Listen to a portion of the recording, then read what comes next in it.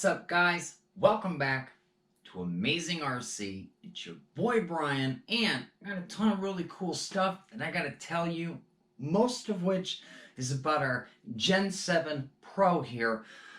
Got big plans for this truck, guys. One of the things that I've been wanting to do for a while now is get a lot of other people into RC that may not have the opportunity to be able to buy a $200-300 RC car. So I'm building this Gen 7 Pro here to be able to pair up with the Komodo or TRX4 and basically take a pair out and stop by maybe a friend's place or their place of work or something and get them outside for 15 minutes, 30 minutes, run some footage, and show them around a rock crawler. Basically trail wherever we're at, drop the trucks on the ground, and see what happens. Now, in order to do that, I basically have to make this Gen 7 Pro as heavy duty as possible.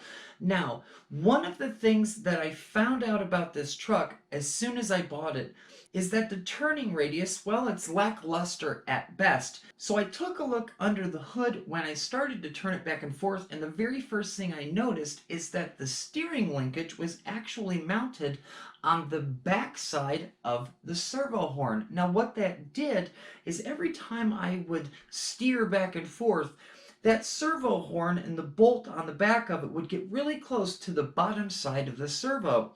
And I remember reading in the manual for the Gen 7 Pro, I remember reading in here, there's a little window about the servo, and it says, new high clearance steering knuckles included with this kit require that the steering dual rate knob to be set as shown. Now, that's on the REDCAT transmitter. Since then, I have swapped this out for the team associated transmitter and receiver. The reason I did this is because not only does it have the dual rate steering on here, but it also allows me to turn the power to the motor up and down.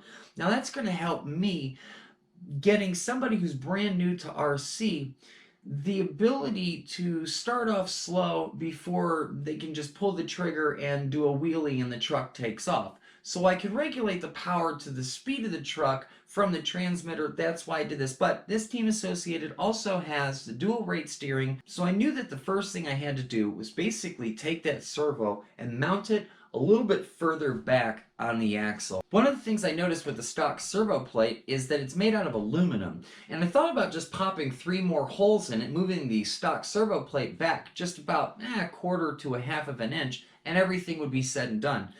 Problem was that the third hole to the servo plate was resting right along the edge, and it didn't leave me much room to move the hole. So I went ahead and got rid of this altogether.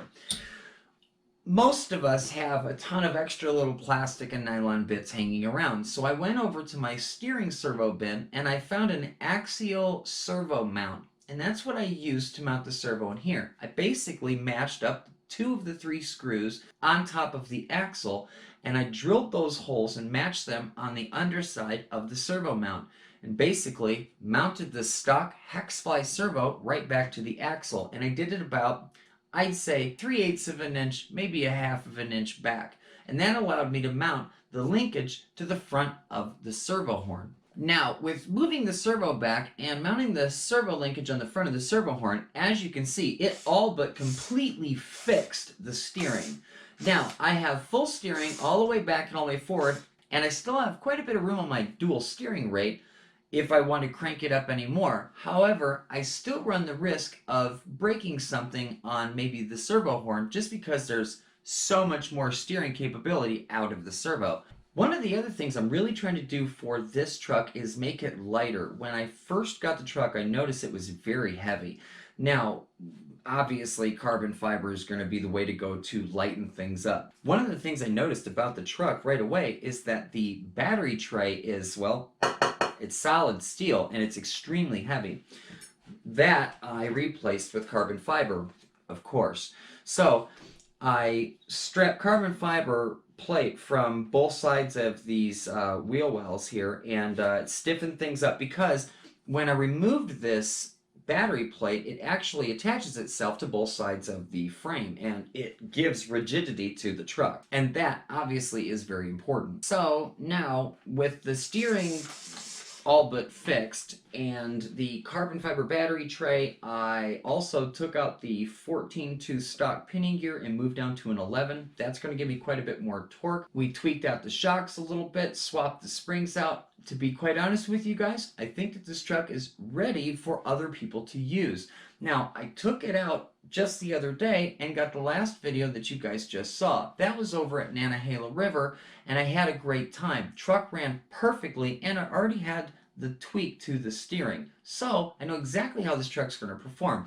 I like the setup that I have between the transmitter and the radio, allowing me to adjust the power to the vehicle. That's going to stay. As far as the body goes, well, I went ahead and painted the outside of the body in this really cool purple and black color scheme. We did the whole ARC thing here, Amazing RC. So, as far as the paint goes, we're ready to rock and roll. Now, keeping with the Gen 7 Pro, we were able to keep the tilting body roll cage, so that was one of the things I had to do.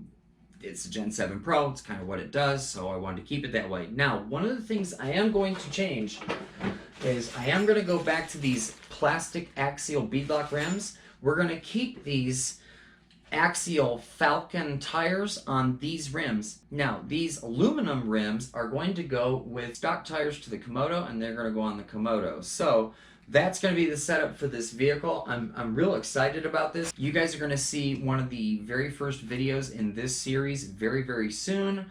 I'm not going to tell you who we're going to have, but I already have somebody in mind and they watch these videos, and it's going to be a surprise. Every time that I take these two trucks out, whoever it is that I'm going to stop by, it's going to be a complete surprise to them. They have no idea I'm on my way. It's going to be really cool, guys. If you guys have any other ideas for this truck, please let me know, or anything else we got going on here.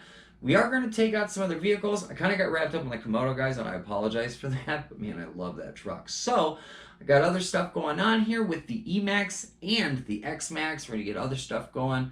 Appreciate you guys, all of your support. Remember, guys, I'm your biggest fan as well. Appreciate all of the help that you guys give to me. Until next time, it's Brian, Amazing RC. We'll get you guys another really cool video very, very soon.